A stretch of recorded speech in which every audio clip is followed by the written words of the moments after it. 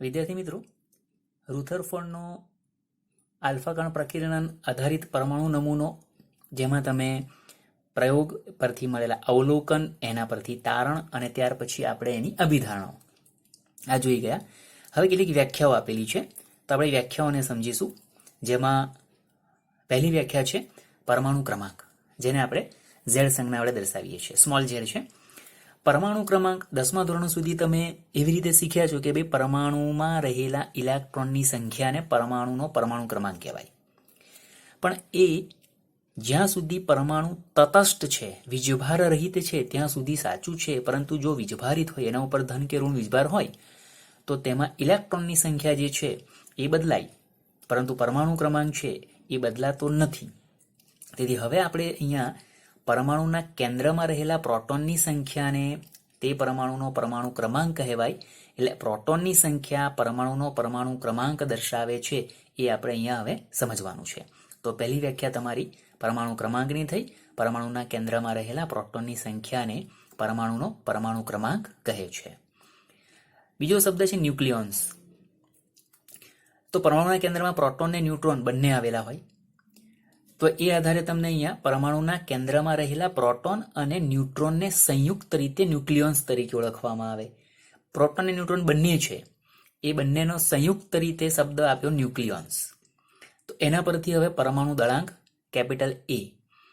તો પરમાણુ દળાંકની વ્યાખ્યા: પરમાણુના કેન્દ્રમાં રહેલા ન્યુક્લિયોન્સની કુલ સંખ્યાને, એટલે કે પ્રોટોન અને ન્યુટ્રોનની કુલ સંખ્યા, એને આપણે પરમાણુ દળાંક કહીશું. તો પરમાણુના કેન્દ્રમાં પ્રોટોન છે અને ન્યુટ્રોન છે, જેને આપણે ન્યુક્લિયોન્સ કીધા, અને બંનેનો સરવાળો કરો એટલે તમને દળાંક મળશે. એના ઉપરથી હવે તમને એક સંબંધ આપ્યો છે, A બરાબર Z+N. A એટલે પરમાણુ દળાંક, Z એટલે પરમાણુ ક્રમાંક અને N એટલે ન્યુટ્રોનની સંખ્યા. પરમાણુ ક્રમાંક એટલે પ્રોટોનની સંખ્યા પ્લસ ન્યુટ્રોનની સંખ્યા, ન્યુક્લિયોન્સ. આ તમારો પરમાણુ દળાંક થશે. ચાલો ત્યાર પછીનો શબ્દ છે સમસ્થાનિકો. સમસ્થાનિકો કોને કહેવાય? તો જે તત્વના પરમાણુઓના પરમાણુ દળાંક A જુદા જુદા હોય, પરંતુ પરમાણુ ક્રમાંક Z સમાન હોય, તેને તે તત્વના સમસ્થાનિકો કહેવાય. એટલે એનો મતલબ એવો થયો કે તત્વ એક જ છે, સંજ્ઞા એક જ છે, તો પરમાણુ ક્રમાંક પણ એક જ હશે, પરંતુ તેની અંદર ન્યુટ્રોનની સંખ્યા જુદી જુદી હોવાને કારણે તેનું વજન બદલાશે. કારણ કે પરમાણુ ક્રમાંક એક છે, તો પ્રોટોનની સંખ્યા પણ સરખી જ હશે, પરંતુ ન્યુટ્રોનની સંખ્યા બદલાય એટલે તમારો પરમાણુ દળાંક બદલાશે. તો એ તત્વના જેટલા પણ આવા જુદા જુદા પરમાણુ દળાંક ધરાવતા તમારા જે તત્વો થયા, એ તેના સમસ્થાનિકો કહેવાશે. દાખલા તરીકે કાર્બન પરમાણુ ક્રમાંક 6, દળાંક 12, એટલે કાર્બન 12, અને બીજો છે એનો સમસ્થાનિક કાર્બન 14, જેમાં કાર્બન 12 ની સરખામણીમાં કાર્બન 14માં ન્યુટ્રોનની સંખ્યા 2 વધી, એટલે દળાંક વધી ગયો. ક્રમાંક એનો એ જ છે.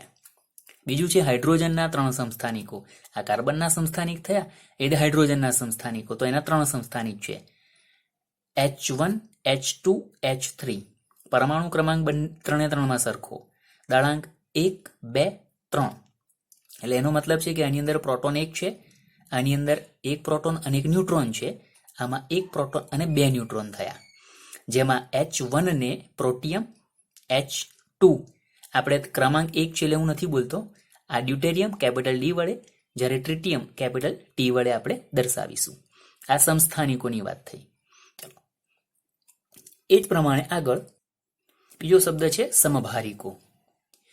જે તત્વના પરમાણુ ક્રમાંક Z જુદા જુદા હોય, પરંતુ પરમાણુ દળાંક A સમાન હોય, તેને તે તત્વના સમભારિકો કહેવાય. એટલે કે તે તત્વના તો નહીં કહી શકાય, પરંતુ તે સમભારિકો થશે.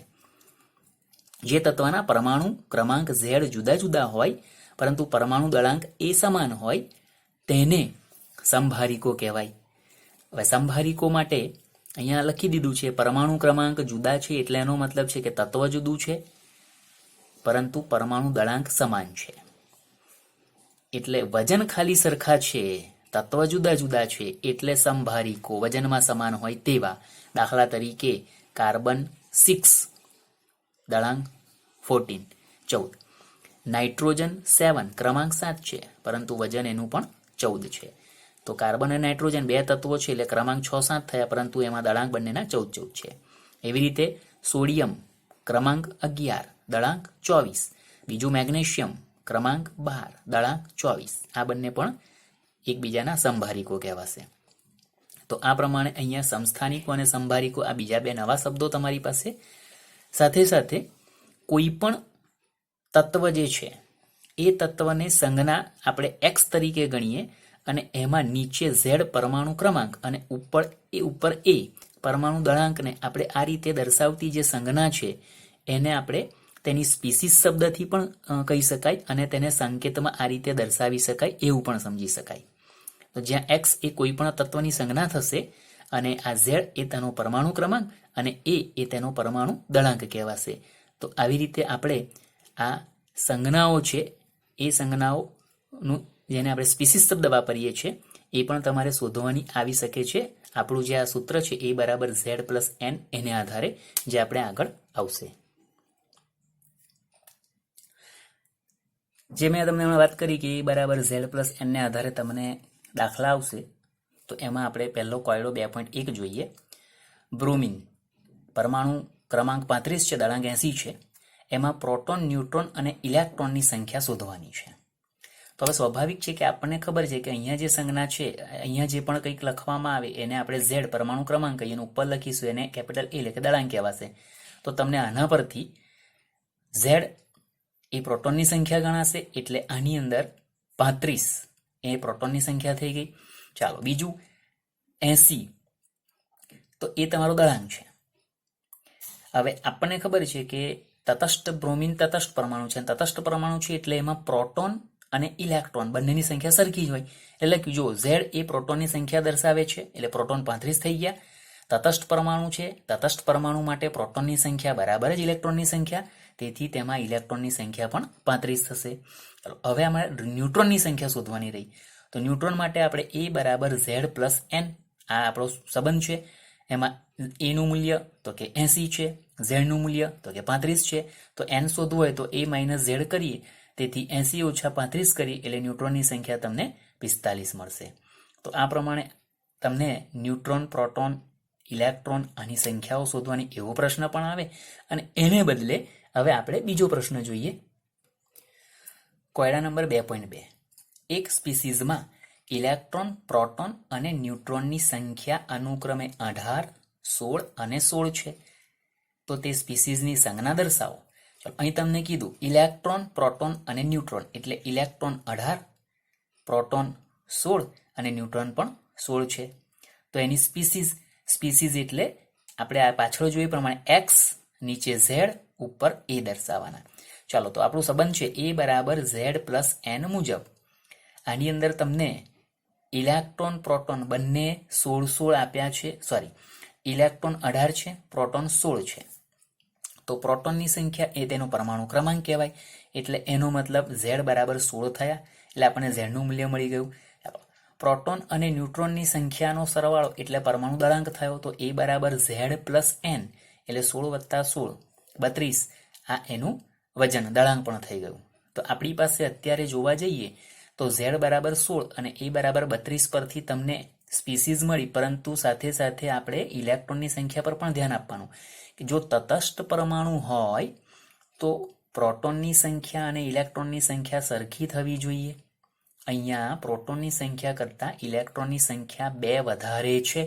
એનો મતલબ કે આ પરમાણુએ 2 ઇલેક્ટ્રોન વધારાના મેળવ્યા છે. આના પરથી જ સમજી શકાશે. અને 2 ઇલેક્ટ્રોન વધારે મેળવ્યા, ઇલેક્ટ્રોન મેળવે એટલે પરમાણુ ઉપર ઋણ વીજભાર સ્થાપિત થાય, તેથી તેના પર 2 એકમ ઋણભાર દર્શાવાશે. એટલે આપણે સંજ્ઞા દર્શાવીએ જે આપણે સંબંધ પ્રમાણે જોઈ ગયા છે, જે પાછળ જોઈ ગયા એ પ્રમાણે x z a, z નું મૂલ્ય 16, a નું મૂલ્ય 32 બરાબર છે. અને સાથે સાથે 2 એકમ ઋણભાર એટલે -2 પણ થાય. હવે x શું છે તો પરમાણુ ક્રમાંક 16 એટલે તેઓ સલ્ફર, તેથી આપણી સ્પીસીઝની સંજ્ઞા થશે s પરમાણુ ક્રમાંક 16 દળાંક 32 એવું આ તમારો ઋણ વીજભાર -2 વીજભાર ધરાવતો આ તમારો આયન થયો. આવો જ એક બીજો વધારાનું આપણે ઉદાહરણ પણ જોઈએ. આ વધારાનો દાખલો છે. એક સ્પીસીઝમાં ઇલેક્ટ્રોન, પ્રોટોન અને ન્યુટ્રોનની સંખ્યા અનુક્રમે 10, 13 અને 14 છે. જો આ સ્પીસીઝની સંજ્ઞા દર્શાવો. ચાલો આપણે કીધું ઇલેક્ટ્રોનની સંખ્યા 10, પ્રોટોનની સંખ્યા 13 અને ન્યુટ્રોનની સંખ્યા 14. પ્રોટોનની સંખ્યા 13 એટલે એનો મતલબ આ ઝેડનું મૂલ્ય છે, તો ઝેડ બરાબર 13 થઈ ગયા.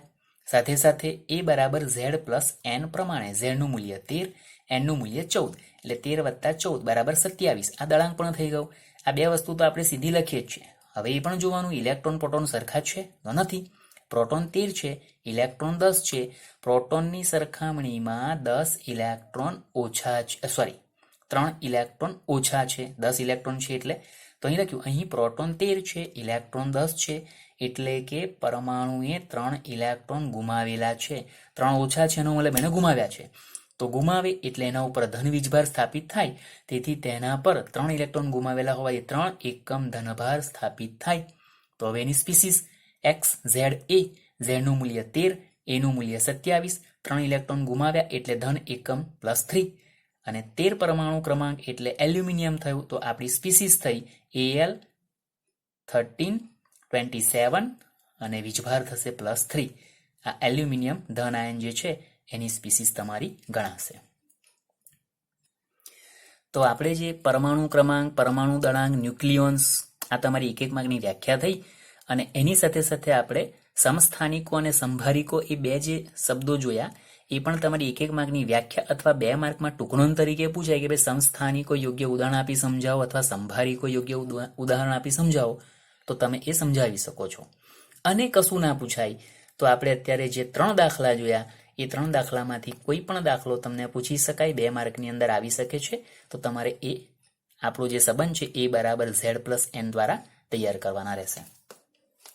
ત્યાર પછી તમારો બીજો એક પ્રશ્ન છે જે સામાન્ય રીતે 2 માર્કમાં આવી શકે છે.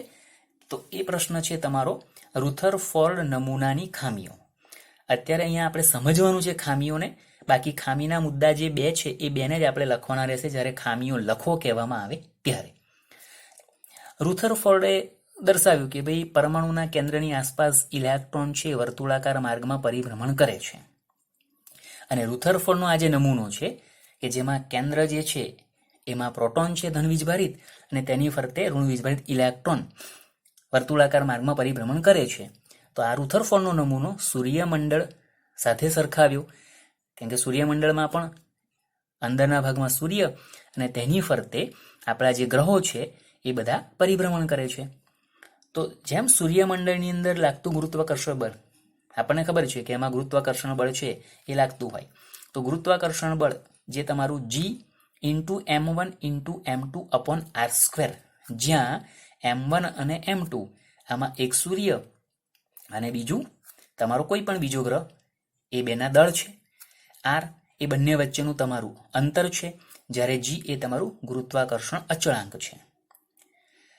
એવી જ રીતે હવે આપણો રુથરફોર્ડે જે પરમાણુ નમૂનો આપ્યો એ પરમાણુ નમૂનાની અંદર અથવા પરમાણુમાં જે કુલંબ બળ ઉદ્ભવે છે કે Q1 × Q2/r², જેમાં Q1 અને Q2 એ તમારા જે પ્રોટોન અને ઇલેક્ટ્રોન એ બંને તમારા જે છે એનો વીજભાર છે, r એ બંને વચ્ચેનું અંતર છે અને k ઇલેક્ટ્રોન અને કેન્દ્ર વચ્ચે સપ્રમાણતા અચળાંક છે. તો એ આધારે રુથરફોર્ડનો જે પરમાણુ નમૂનો છે કે જે સૂર્યમંડળ સાથે એને અહીંયા ગુરુત્વાકર્ષણ બળ અને કુલંબ બળ એકબીજા સાથે સરખામણી કરાવેલી છે. પરંતુ સૂર્યમંડળમાંના જે ગ્રહો છે એ બધા વીજભાર વિહિત, એટલે કે વીજભાર ધરાવતા નથી. નથી સૂર્યને વીજભાર, નથી પૃથ્વીને વીજભાર, નથી મંગળ, કોઈ પણ જેટલા પણ ગ્રહો છે બધા વીજભાર રહિત છે. જ્યારે પરમાણુ નમૂનાની આપણે ગણતરી કરીએ તો એમાં ઇલેક્ટ્રોન પણ વીજભારિત છે અને પ્રોટોન પણ વીજભારિત છે. આથી રુથરફોર્ડના પરમાણુ નમૂના પરથી મેક્સવેલ નામના વૈજ્ઞાનિકે એવું કીધું કે જ્યારે વિદ્યુત ચુંબકીય સિદ્ધાંતને આધારે વીજભારિત કણ પ્રવેગિત ગતિ કરતો હોય તો વિદ્યુત ચુંબકીય વિકિરણ ઉત્સર્જિત કરે છે. એટલે અહીંયા મેક્સવેલે વિદ્યુત ચુંબકીય જે સિદ્ધાંત છે એને આધારે એવું કહ્યું કે પરમાણુના કેન્દ્રની ફરતે ઇલેક્ટ્રોન જે પરિભ્રમણ કરે છે તો ઇલેક્ટ્રોન એ પોતે ઋણ વીજભારિત છે. તો આવું કોઈ પણ વીજભારિત કણ જ્યારે પ્રવેગિત ગતિ કરતું હોય, ફરતું હોય, તો તેમાંથી વિદ્યુત ચુંબકીય વિકિરણનું ઉત્સર્જન થાય છે. હવે આ ઇલેક્ટ્રોન ગોળ ગોળ ફરતો ફરતો વિદ્યુત ચુંબકીય વિકિરણનું ઉત્સર્જન કરે છે. એટલે આપણે સિમ્પલ એવું સમજીએ કે કોઈ વ્યક્તિ દોડે છે, દોડતા દોડતા સ્વાભાવિક રીતે તેની ઉર્જામાં ઘટાડો થાય, તો એ લાંબા અંતર સુધી એટલી જ સ્પીડથી, એટલી જ એનર્જીથી દોડી શકશે નહીં. એની ઉર્જા ઘટી જશે, અને ઉર્જા ઘટશે એટલે એ ગબડી જશે, પડી જશે.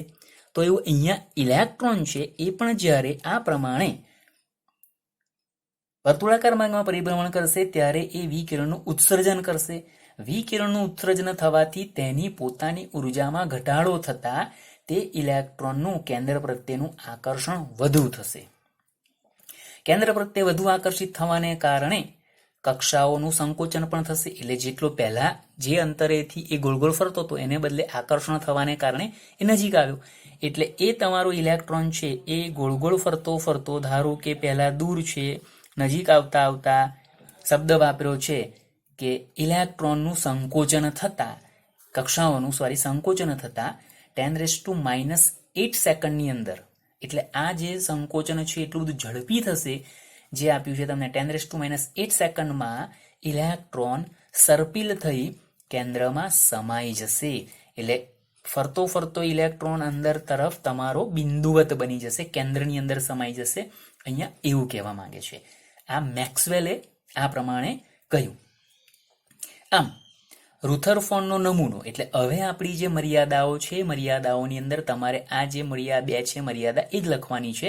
આ બધું તમને શરૂઆત સમજાવી કે ભાઈ રુથરફોર્ડે જે પરમાણુ નમૂનો શોધ્યો એ પહેલું તો આપણા સૂર્યમંડળ સાથે સરખામણી કરી, પરંતુ સૂર્યમંડળ જે છે એમાં બધા જ ગ્રહો છે એ પોતાની કક્ષામાં જ પરિભ્રમણ કરે છે, એકે નજીક આવતો નથી, કારણ કે એ બધા વીજભાર રહિત છે.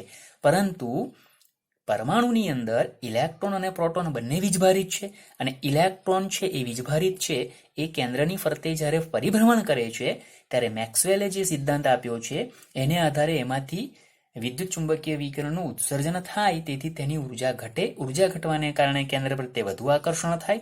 વધુ આકર્ષણ થવાને કારણે કક્ષાઓનું સંકોચન થતા તે ઇલેક્ટ્રોન સર્પિલ થઈ અને 10⁻⁸ સેકન્ડમાં કેન્દ્રમાં સમાઈ જતા પરમાણુનું અસ્તિત્વ રહેતું નથી.